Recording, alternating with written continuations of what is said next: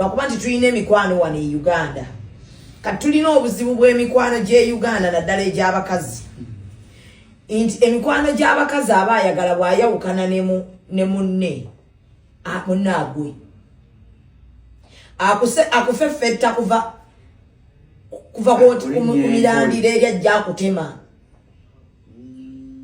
Ayagala kulaba ng'okola ki ng'ogwa. Naye emikwano gy'abakazi bwe munaabeera nga temudrawinze layini kuba baba mikwano gyammwe mugenda funa obuzibu. Nze nina muze kyekimu n'emikwano gy'ababba baffe fe abakazi ffe tulina drawinga layini baawo wajja Shalom n'akulaga nti ono Frank Antambi mukwano gwange. Nze ekinene nnyo kyensobola okukola kubuuliza ku Frank Antambi. Oli otya ssebo kumuwa kitiibwa mukwano gwa bba wange abeere comfortable nti siisa mu mikwano gye maaso. Wabula sirina mboozi na mukwano gwa bba wange.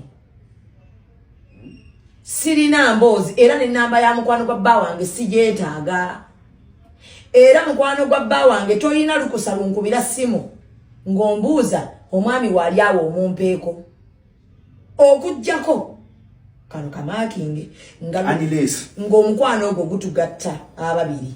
Ti Shalom mukwano gwange ate mukwano gwa anko. Ebyo bibiri byanjawulo. Okitegedde nti ogwo olina olukusa ate olunkubira n'ongambadde njagala ku anko because nange oli muki mukwano gwange.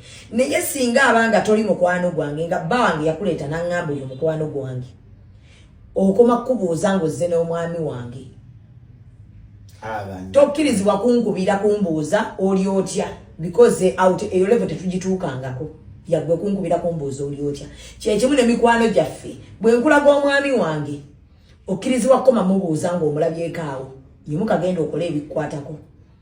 Tewali nsonga lwaki otuula n'onyumya n'omwami wange ne mubeera ne mu inbox nga musinika amannyo. Nedda olaba ebyo ebintu byonoonedde ddala amaka g'abantu.